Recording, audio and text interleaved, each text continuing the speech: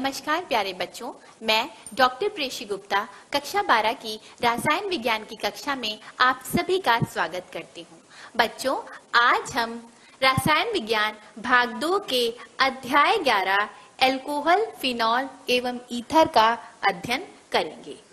कक्षा आरंभ करने से पहले मैं आपको यह बता दूं कि आज का यह व्याख्यान इस अध्याय का तीसरा व्याख्यान है। इससे पहले वाले व्याख्यान में हमने एल्कोहल, फिनॉल एवं ईथर के क्रियात्मक समूह की संरचनाओं का अध्ययन किया था और एल्कोहल बनाने की विभिन्न विधियों का अध्ययन किया था। तो आइए देखते हैं कि आज के इस व्याख्यान में हम किन किन बिंदुओं पर चर्चा करेंगे। तो चलिए बच्चों, शुरू करते हैं। तो सबसे पहले हम फिनॉल के निर्माण की विभिन्न विधियों पर चर्चा करेंगे कि कैसे हम फिनॉल बना सकते हैं हेलो एरिनो के द्वारा। उसके बाद हम देखेंगे कि कैसे फिनॉल का निर्माण हम कर सकते हैं बेंजीन सल्फोनिक अम्लों के द्वारा। उसके बाद हम देखेंगे कि किस प्रकार डायजोनियम लवणों के द्वारा हम फिनॉल का निर्माण कर सकते हैं और अंत में किस प्रकार क्यूमीन के द्वारा हम फिनॉल का निर्माण कर सकते हैं। इसके बाद हम एल्कोहलों और फिनॉलों के भौतिक गुणधर्मों का अध्ययन करेंगे।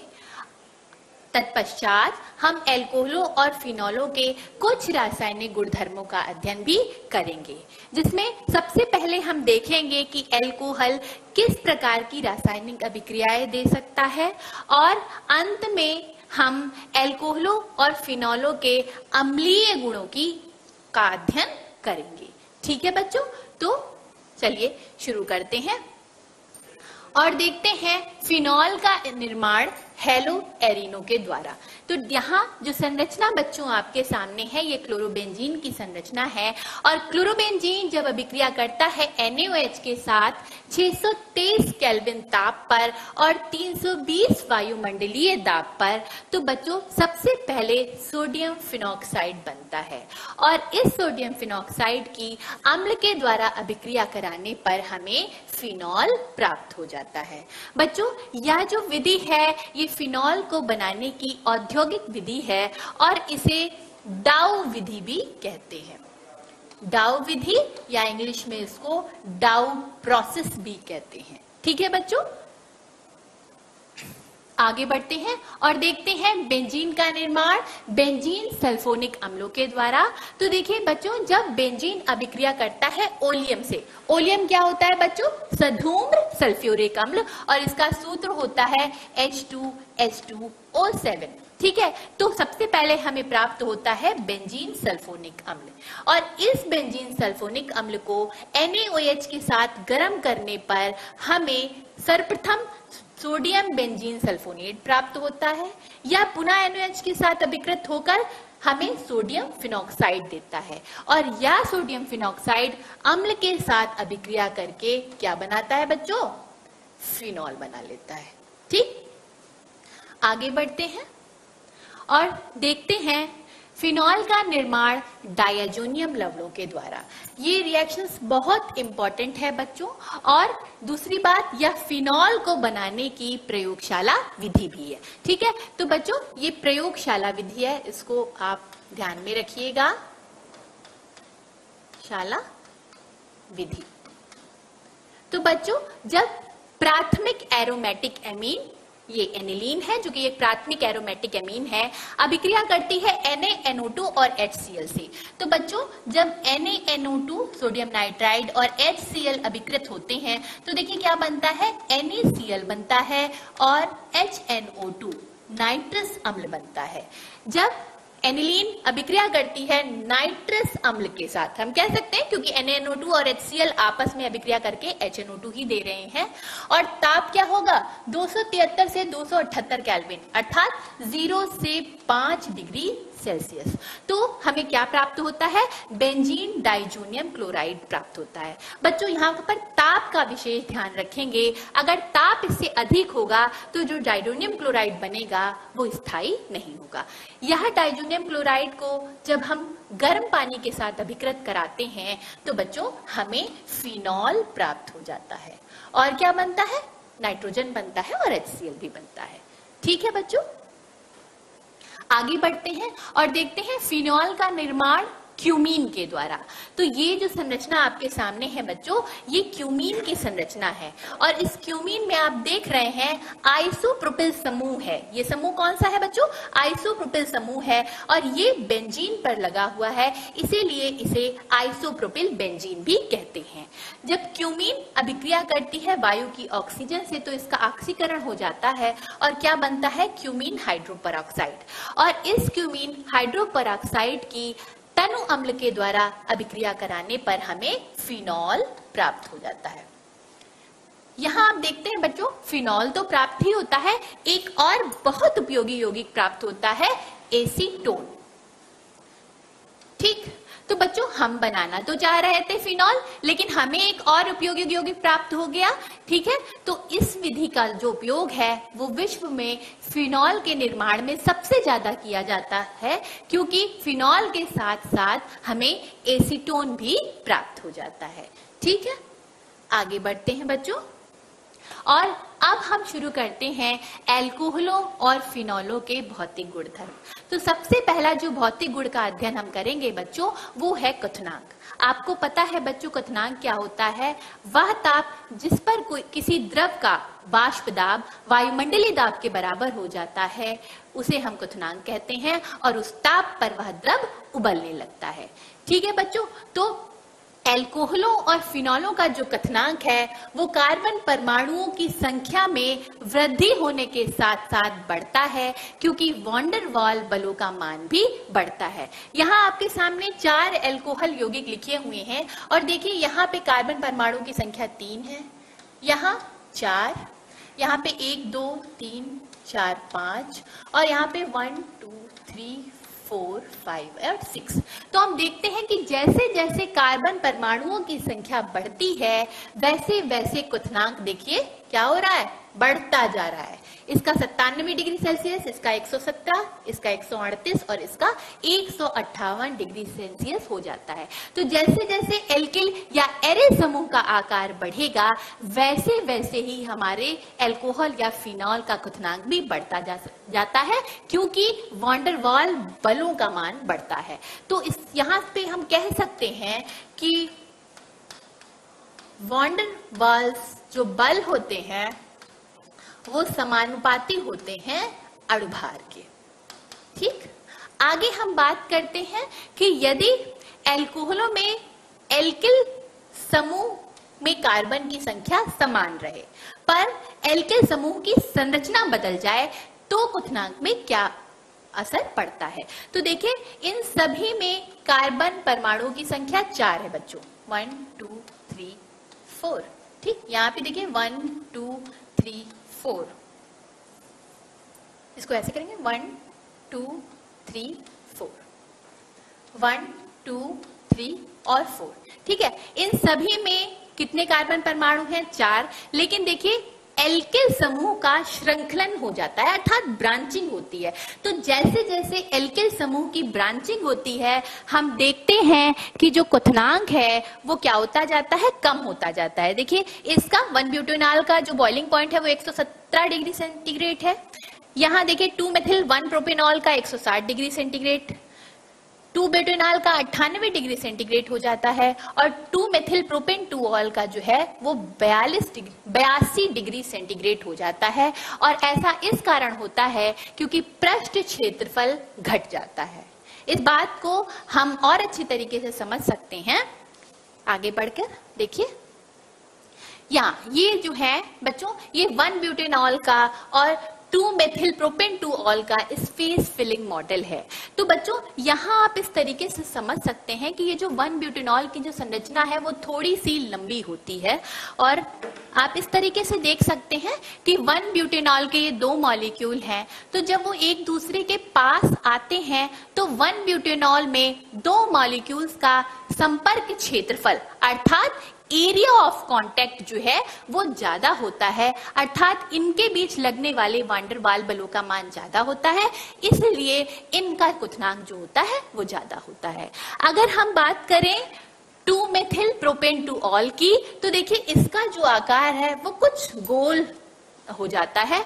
तो इनकी अगर हम बात करें तो इनका आकार कुछ इस तरह से गोल हो जाता है, और इन दोनों अणुओं के बीच जो संपर्क क्षेत्रफल है अर्थात एरिया ऑफ कांटेक्ट है वो देखिए कम हो जाता है, अतः इनके बीच जो लगने वाला वांडर वाल बल है वो कम हो जाता है, और इसीलिए इनका क्वथनांक जो है वो कम हो जाता है। अर्थात यदि एल्किल समूह या एरिल समूह में ब्रांचिंग होती है तो क्वथनांक जो होता है वो कम हो जाता है। अब हम आगे बढ़ते हैं और देखते हैं कि एल्कोहल और फिनॉलों के क्वथनांक जो होते हैं वो समान अणुभार वाले ईथर, हाइड्रोकार्बन, हेलोएल्केन्स तथा हेलोएरिन्स की अपेक्षा उच्च होते हैं। यहाँ आपके सामने 3 संरचनाएं हैं। ये इथेनॉल की संरचना है और इसका अणुभार 46 है, और इसका जो क्वथनांक है वो 78 डिग्री सेंटीग्रेड होता है। ये संरचना मेथॉक्सी मेथेन की है जिसका अणुभार भी 46 है, और इसका क्वथनांक -25 डिग्री सेंटीग्रेड हो गया। और यहाँ पर बात करें प्रोपेन, तो प्रोपेन का अणुभार 44 है और इसका क्वथनांक जो है -42 डिग्री सेंटीग्रेड होता है। तो बच्चों आपने देखा कि एथेनॉल का जो बॉइलिंग पॉइंट अर्थात क्वथनांक है वो ईथर और हाइड्रोकार्बन की अपेक्षा कितना, और ये क्यों होता है बच्चों, तो इसका कारण है अंतरा आणविक हाइड्रोजन आबंध।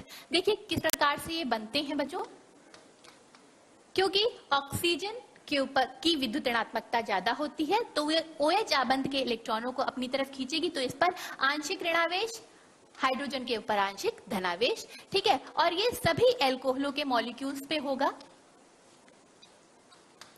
तो देखिए हाइड्रोजन की यह प्रवृत्ति होती है जब यह किसी विद्युत ऋणात्मक तत्व के साथ जुड़ा होता है तो वह दूसरे मॉलिक्यूल के विद्युत ऋणात्मक तत्व के साथ एक आंशिक बंध बना लेता है, और इसी बंध को हम क्या कहते हैं, हाइड्रोजन आबंध कहते हैं, और इसे हमने डॉटेड लाइन से दिखाया हुआ है। तो जो एल्कोहल और फिनॉल होते हैं उनका बॉइलिंग पॉइंट अर्थात क्वथनांक जो है वो ज्यादा होता है, उसका कारण है हाइड्रोजन आबंध जो डाइपोल डाइपोल इंटरेक्शन के द्वारा बनते हैं, क्योंकि ये यहाँ जो OH बंध है ये एक डाइपोल की भांति व्यवहार करता है। अगर हम फिनॉल की बात करें बच्चों, तो फिनॉल में भी इसी प्रकार से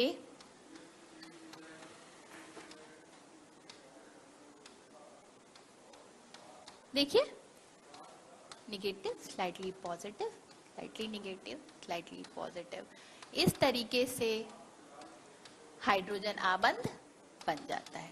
ठीक, ये फिनॉल में, ये एल्कोहलों में है और ये फिनॉल में। इस तरह से हाइड्रोजन अंतरा आणविक हाइड्रोजन आबंध पाए जाते हैं, इसीलिए इनका क्वथनांक ईथर या हाइड्रोकार्बन की अपेक्षा उच्च होता है।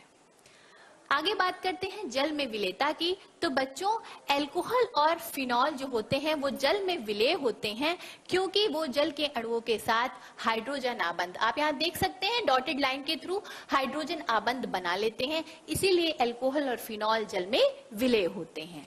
परंतु यदि एल्किल या एरिल समूह का आकार बड़ा कर दिया जाए तो इनकी जल में विलेयता जो होती है वो कम हो जाती है, और वो इसलिए कम हो जाती है क्योंकि एल्किल या एरिल समूह जो होते हैं वो जल विरागी होते हैं। ठीक है बच्चों, आगे बढ़ते हैं और अब हम पढ़ते हैं एल्कोहलों और फिनॉलों के रासायनिक गुणधर्म। तो बच्चों एल्कोहल जो होता है वो दो तरीके से अभिक्रिया कर सकता है। एक तो वो अभिक्रिया है जिनमें ये OH बंध टूटता है, ठीक है।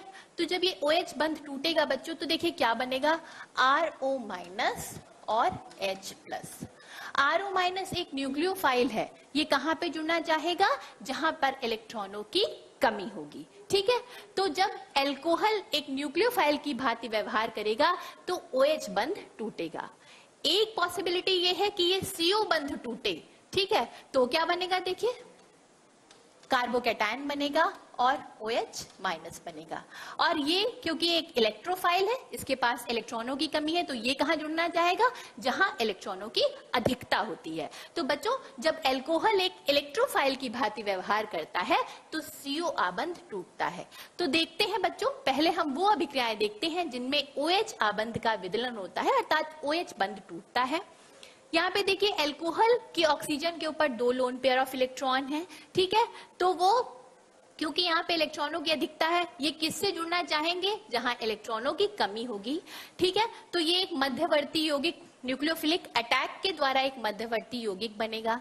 ऑक्सीजन के ऊपर धनात्मक आवेश आ जाएगा। और बच्चों आपको पता है ऑक्सीजन एक विद्युत ऋणात्मक तत्व है, ये बिल्कुल नहीं चाहता कि इसके ऊपर प्लस आवेश आए, ये OH बंध टूट जाएगा, उत्पाद बनेगा और H+ आयन निकल जाएगा, ठीक है। तो जब अल्कोहल एक न्यूक्लियोफाइल की भांति व्यवहार करेगा तो OH बंध टूटेगा। आगे बढ़ते हैं और देखते हैं कि वे अभिक्रियाएं जिनमें CO आबंध का विदलन होता है। तो बच्चों जब अल्कोहल का प्रोटोनेशन होता है तो देखिए ये जो हाइड्रोक्सिल समूह है ये OH2 समूह में परिवर्तित हो जाता है। ऑक्सीजन के ऊपर देखिए धनात्मक आवेश आ गया, तो और आप जानते हैं ऑक्सीजन नहीं चाहता कि उसके पास धनात्मक आवेश आए, तो ये बंध तोड़ने का प्रयास करता है, जिससे इस कार्बन पर धनात्मक आवेश, यहाँ पे इस कार्बन पर इलेक्ट्रॉनों की कमी होगी, है ना। तो ये किनसे जुड़ना चाहेगा, जिनके पास इलेक्ट्रॉनों की अधिकता है, ठीक है। तो यहाँ पे अल्कोहल एक इलेक्ट्रोफाइल की भांति व्यवहार करेगा। तो जब अल्कोहल एक इलेक्ट्रोफाइल अर्थात इलेक्ट्रॉन रागी के रूप में व्यवहार करता है तो CO आबंध का विदलन होता है, ठीक है बच्चों। आगे बढ़ते हैं और देखते हैं वे अभिक्रियाएं जिनमें OH आबंध का विदलन होता है। तो जब अल्कोहल अभिक्रिया करता है सक्रिय धातुओं के साथ, सोडियम, पोटेशियम या एल्युमिनियम के साथ, तो वह एल्कोक्साइड या फिनॉक्साइड बनाता है और हाइड्रोजन देता है। तो देखिए यहाँ अल्कोहल अभिक्रिया कर रहा है सोडियम के साथ, तो सोडियम एल्कोक्साइड बन रहा है और हाइड्रोजन गैस निकलती है। जब फिनॉल अभिक्रिया करता है सोडियम के साथ, तो देखिए सोडियम फिनॉक्साइड बनता है और हाइड्रोजन गैस मुक्त होती है। यहाँ देखते हैं कि जब मेथनॉल अभिक्रिया करता है सोडियम हाइड्राइड के साथ, तो देखिए सोडियम हाइड्राइड एक बहुत अच्छा क्षार है और हम अभिक्रियाएं वो पढ़ रहे हैं जिसमें OH आबंध का विदलन हो रहा है। तो देखिए क्या होता है, सोडियम मेथॉक्साइड बन जाता है, CH3O Na बन जाता है और हाइड्रोजन गैस मुक्त होती है, ठीक। यहाँ पे देखिए सोडामाइड भी एक बहुत अच्छा क्षार है, जब ये भी अभिक्रिया करेगा इथेनॉल से तो ये H+ आयन ले लेगा इसका, और क्या बनेगा, अमोनिया गैस बनेगी। H+ और NH2- अभिक्रिया करके अमोनिया गैस बना लेंगे और सोडियम एथॉक्साइड बन जाएगा, ठीक है। यहाँ पे बात करते हैं तो ये ग्रिग्नार्ड अभिकर्मक है। ग्रिग्नार्ड अभिकर्मक जब अभिक्रिया करता है एथिल अल्कोहल के साथ, तो बच्चों आपको पता है ये एल्किल समूह एक न्यूक्लियोफाइल की भांति व्यवहार करता है। ये अल्कोहल के H+ आयन को ले लेगा और देखिए क्या बनेगा, CH4 प्लस C2H5OMgI, ठीक। यहाँ पे भी देखिए ये इथाइल ग्रुप एक न्यूक्लियोफाइल की तरह व्यवहार करेगा, एक क्षार की तरह व्यवहार करेगा, ठीक है। और यह भी क्या करेगा, H+ आयन ले लेगा और देखिए क्या बनेगा, एथेन बना लेगा, C2H6 और CH3OMgBr, ठीक है बच्चों। तो यहां आपने देखा कि ये जो क्षार हैं जब अल्कोहल के साथ अभिक्रिया करते हैं तो H+ आयन ले लेते हैं। आगे बढ़ते हैं और देखते हैं कि जब फिनॉल अभिक्रिया करता है NaOH के साथ तो सोडियम फिनॉक्साइड बनता है और H2O बनता है। बच्चों यहाँ आपने पिछली सारी रिएक्शन में देखा कि अल्कोहल और फिनॉल देखिए क्षार के साथ अभिक्रिया कर रहे हैं, ठीक है। और क्षार के साथ कौन अभिक्रिया करता है, जो अम्ल होते हैं अर्थात जिनकी प्रकृति अम्लीय होती है। पिछली रिएक्शंस में आपने देखा जब ये क्षार के साथ अभिक्रिया करते हैं तो अपना H+ आयन दे देते हैं, अर्थात अल्कोहल और फिनॉल जो है वो ब्रांस्टेड अम्ल की भांति व्यवहार करते हैं। ये जब किसी क्षार के साथ अभिक्रिया करते हैं तो अपना H+ आयन उसको दे देते हैं और संयुग्मी अम्ल और संयुग्मी क्षार बनाते हैं, ठीक है बच्चों। आगे बढ़ते हैं और बात करते हैं अल्कोहलों की अम्लीय सामर्थ्य की। ठीक है, अम्लता के ही बारे में हम बात कर रहे हैं। तो हम देखते हैं बच्चों, जो अल्कोहल में अम्लता का गुण है वो इस OH आबंध की ध्रुवता के कारण होता है। ठीक है, क्योंकि ऑक्सीजन विद्युत ऋणात्मक है तो यह साझी के इलेक्ट्रॉन को अपनी तरफ खींचती है। इस पर आंशिक ऋणात्मक और इस पर आंशिक धनात्मक आवेश आ जाता है। अगर हम इधर से कोई इलेक्ट्रॉन दाता समूह लगाएंगे तो वो क्या करेगा, इलेक्ट्रॉनिक घनत्व को ऑक्सीजन पर बढ़ाएगा, जिसके फलस्वरूप OH आबंध की जो ध्रुवता होती है वो कम हो जाती है। और जैसे जैसे ध्रुवता कम होगी वैसे वैसे ही अल्कोहल की अम्लता भी क्या हो जाएगी, कम हो जाएगी। तो इस नियम के अनुसार जो प्राथमिक अल्कोहल होते हैं वो सबसे ज्यादा अम्लीय होते हैं, द्वितीयक उसके बाद, और सबसे कम अम्लीय जो होते हैं तृतीयक अल्कोहल होते हैं। इसको हम स्ट्रक्चर के माध्यम से समझ सकते हैं, क्योंकि इनके पास देखिए एक ही इलेक्ट्रॉन दाता समूह है। द्वितीयक अल्कोहल में 2 इलेक्ट्रॉन दाता समूह हो जाते हैं और तृतीयक अल्कोहल में देखिए 3 इलेक्ट्रॉन दाता समूह हो जाते हैं, इसलिए ये सबसे दुर्बल अम्ल होता है। ठीक, आगे बात करते हैं। देखिए, अब यहां पर हमने बताया है कि जो अल्कोहल होते हैं वो जल की अपेक्षा दुर्बल अम्ल होते हैं। बच्चों, अल्कोहल और फिनॉल की प्रकृति अम्लीय होती है। ये अम्ल कोई अम्ल थोड़ी ना होते हैं। तो जो अम्ल हैं ये इनके बहुत वीक एसिड होते हैं। इनकी जो अम्लीय प्रवृत्ति होती है वो जल से भी वीक होती है। ठीक है, तो क्या होता है, देखिए जब एल्कोक्साइड आयन जल से अभिक्रिया करते हैं तो ये प्रोटॉन ले लेते हैं। जल जो है इन्हें अपना प्रोटॉन दे देता है और संयुग्मी अम्ल और संयुग्मी क्षार बनते हैं। ठीक है, तो अगर अम्लीय सामर्थ्य की बात करें बच्चों तो सबसे प्रबल अम्ल जो होगा वो जल होगा, उसके बाद प्राथमिक अल्कोहल, उसके बाद इसको ऐसे लिख लीजिए 1 डिग्री अल्कोहल। ठीक, उसके बाद 2 डिग्री अल्कोहल यानी द्वितीयक अल्कोहल, और इसके बाद 3 डिग्री अल्कोहल। ठीक बच्चों, यहां पर एक एक्सेप्शन है कि जो मेथिल अल्कोहल होता है वो जल की अपेक्षा प्रबल अम्ल होता है। ये मान आप pKa वैल्यू से देख सकते हैं। बेटा pKa जो होता है, K एक होता है वियोजन स्थिरांक। ठीक है, किसी एसिड का वियोजन स्थिरांक। pK का मतलब होता है वियोजन स्थिरांक का ऋणात्मक लॉगरिथम, और pK का मान जितना अधिक होगा अम्ल उतना ही दुर्बल होगा। यहाँ आप देखते हैं कि मेथिल अल्कोहल का जो pK मान है वो जल से कम है, अतः जल की अपेक्षा मेथिल अल्कोहल अच्छा अम्ल होता है। ये एक एक्सेप्शन है, आप इसको ध्यान में रखेंगे।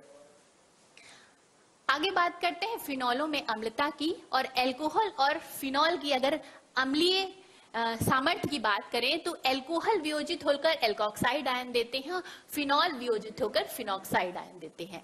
बच्चों, अल्कोहलों में जो इलेक्ट्रॉनिक घनत्व है वो ऑक्सीजन पर ही रहता है, जबकि फिनॉल में, फिनॉक्साइड आयन में ये जो ऋणात्मक आवेश है उसका विस्थानन बेंजीन रिंग के साथ हो जाता है, अर्थात इसका डिलोकलाइजेशन बेंजीन रिंग के साथ हो जाता है और कई सारी अनुनादी संरचनाएं प्राप्त होती हैं, अर्थात फिनॉक्साइड आयन विभिन्न अनुनादी संरचनाओं के द्वारा स्थायित्व प्राप्त करता है। ठीक है, इसीलिए जो फिनॉल होते हैं वो अल्कोहलों की अपेक्षा अच्छे अम्ल होते हैं। ठीक, अब आगे बढ़ते हैं। तो यदि हम फिनॉल में कोई इलेक्ट्रॉन दाता समूह लगाएंगे तो फिनॉल की अम्लता घटती है बच्चों। ठीक है, क्योंकि देखिए इलेक्ट्रॉन दाता समूह अगर हम यहाँ पे लगा दें तो वो इलेक्ट्रॉन डेंसिटी को ऑक्सीजन की तरफ बढ़ाएगा, और जबकि कोई इलेक्ट्रॉन ग्राही समूह हम लगा देंगे तो ये इलेक्ट्रॉन डेंसिटी को नीचे की तरफ खींचेगा, तो डिलोकलाइजेशन और अच्छा होगा, है ना बच्चों। तो जब इलेक्ट्रॉन दाता समूह लगाते हैं तो फिनॉल की अम्लता घटती है, और इलेक्ट्रॉन ग्राही समूह लगा दे तो फिनॉल की अम्लता बढ़ती है। देखिए ये फिनॉल है और इसकी pK वैल्यू होती है 10। जब हम कोई दाता मेथिल समूह लगाते हैं, इलेक्ट्रॉन दाता समूह है, तो देखिए pK का मान बढ़ जाता है, अर्थात अम्लता कम हो जाती है। इसमें यदि हम कोई और अच्छा इलेक्ट्रॉन दाता समूह लगा दे, जैसे मिथॉक्सी समूह लगा दे, तो pK का मान और बढ़ गया। और मैं बता चुकी हूँ जैसे जैसे pK का मान बढ़ेगा अम्लता घटेगी। अगर कोई इलेक्ट्रॉन ग्राही समूह लगाते हैं तो देखिए क्लोरीन हमने लगाया तो पीके का मान कम हो जाता है और अम्लता बढ़ती है। एल्डिहाइड समूह लगाया, पीके का मान और कम हो गया क्योंकि ये और प्रबल ग्राही समूह है। ठीक, और अगर नाइट्रो समूह लगा दीजिए तो देखिए ये इस यहाँ पे पीके का मान और घट जाता है, यानी कि 4 नाइट्रोफिनॉल फिनॉल की अपेक्षा अच्छा अम्ल होता है। यहाँ पे विभिन्न फिनॉलों की अम्लीय सामर्थ्य की तुलना की गई है। बच्चों यहाँ पे देखिए ये ऑर्थो नाइट्रोफिनॉल है और यहाँ पे जो नाइट्रो समूह है वो -I और -M इफेक्ट के द्वारा इलेक्ट्रॉन को खींचता है। -I इंडक्टिव इफेक्ट और -M मीजोमेरिक इफेक्ट, और दोनों ही इफेक्ट कैसे लग रहे हैं? ऋणात्मक लग रहे हैं। ठीक है, यानी कि इलेक्ट्रॉन को खींचा जा रहा है रिंग की तरफ। तो पीके का मान 7.23 होता है। जब नाइट्रो समूह मेटा पोजीशन पे लगा होता है मेटा नाइट्रोफिनॉल में, तो देखिए सिर्फ -I इफेक्ट काम करता है, -M इफेक्ट नहीं काम करता, तो पीके का मान बढ़ जाता है और अम्लता घटती है। बात करते हैं पैरा नाइट्रोफिनॉल में, यहाँ -I इफेक्ट भी काम करता है और -M इफेक्ट भी काम करता है और रेजोनेंस चेन जो है वो बड़ी हो जाती है, इसीलिए पीके का मान जो है वो ऑर्थो से भी कम हो जाता है। यहाँ है देखिए 1 2 3 4 2,4 डाइनाइट्रोफिनॉल में 2 इलेक्ट्रॉन ग्राही समूह लगे हुए हैं, इसलिए पीके का मान और कम हो जाता है 4.01। ये संरचना है 2,4,6 ट्राइनाइट्रोफिनॉल की, 1 2 3 4 5 6 2,4,6 ट्राइनाइट्रोफिनॉल की। और देखिए बच्चों इसमें 3 इलेक्ट्रॉन ग्राही समूह लगे हैं और इसलिए इसकी अम्लता देखिए कितनी अधिक हो जाती है, पीके का मान कितना कम हो जाता है, और इसको बच्चों पिक्रिक एसिड भी कहते हैं, पिक्रिक एसिड। ठीक, पिक्रिक एसिड भी कहते हैं। ये ऑर्थोक्रिसॉल है बच्चों, यहां मेथिल समूह लगा हुआ है और ये +I और +H हाइपर कॉन्जुगेशन के थ्रू और इंडक्टिव इफेक्ट के थ्रू इलेक्ट्रॉन देता है रिंग को। तो देखिए पीके का मान बढ़ जाता है फिनॉल से और 10.2 हो जाता है, अम्लता घटती है। मेटाक्रिसॉल की बात करें तो ये केवल +I इफेक्ट के थ्रू इलेक्ट्रॉन देगा, तो पीके का मान कम हो जाता है। और अगर पैराक्रिसॉल की बात करें तो यहां भी देखिए +I और +H इफेक्ट काम करता है, लेकिन पीके का मान ऑर्थो के बराबर ही रहता है। तो ये विभिन्न फिनॉलों की अम्लीय सामर्थ्य की हमने तुलना की है। आगे बढ़ते हैं और कुछ अभ्यास प्रश्न करते हैं। इन यौगिकों की अम्लीय सामर्थ्य को आपको व्यवस्थित करना है इंक्रीजिंग ऑर्डर में, बढ़ते हुए क्रम में। तो हमें पता है एल्कोहल बच्चों सबसे जो दुर्बल अम्ल होते हैं, तो देखिए सबसे पहले प्रोपेन 1 ऑल आएगा। तो देखिए इसकी संरचना हम लिख लेते हैं, ये प्रोपेन 1 ऑल सबसे दुर्बल अम्ल होगा।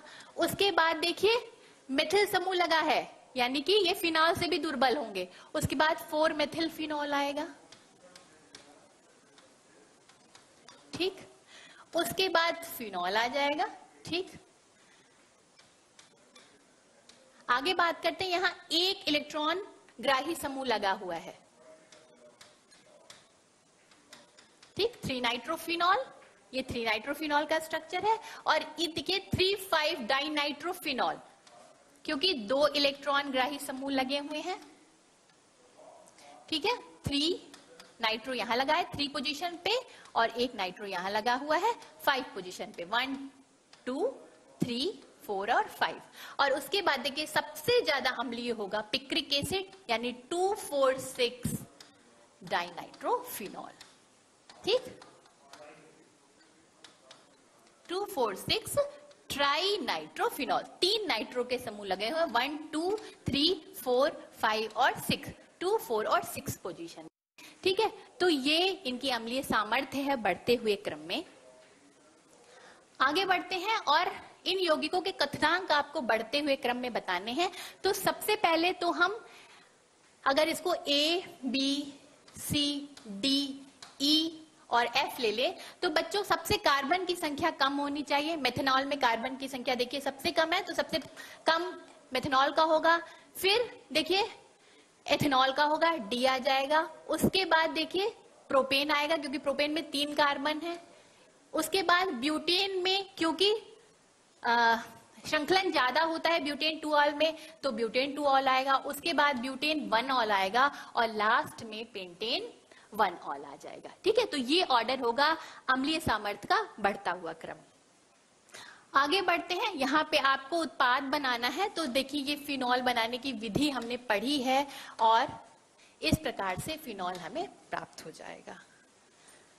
आगे बढ़ते हैं, यहाँ पे देखिए 1 मोल ग्रिग्नार्ड अभिकर्मक अभिक्रिया करता है, ऊपर एल्कोहल समूह है, नीचे फिनॉल समूह है। हमें पता है फिनॉल जो है ज्यादा अम्लीय होते हैं बच्चों, तो देखिए OMgBr ये वाला ग्रुप जो है पहले निकलेगा, एल्कोहल ऐसे ही रहेगा और C2H6 बन जाएगा। ठीक, आगे ये आपका गृहकार है बच्चों, ये आपको बताना है प्रोपेनॉल का कथनांक हाइड्रोकार्बन ब्यूटेन से क्यों अधिक होता है, हाइड्रोकार्बन की अपेक्षा एल्कोहल जल में क्यों विलेय होते हैं, क्यूमीन से कैसे आप फिनॉल बनाएंगे, क्लोरोबेंजीन से आप कैसे फिनॉल बनाएंगे, और ऑर्थोनाइट्रोफिनॉल ऑर्थोमेथॉक्सीफिनॉल से अधिक अम्लीय क्यों होता है। तो बच्चों आज हमने फिनॉल को बनाने के विधियां सीखी और एल्कोहल और फिनॉलों के भौतिक गुणधर्म भी सीखे, कुछ रासायनिक गुणधर्म भी पढ़ें।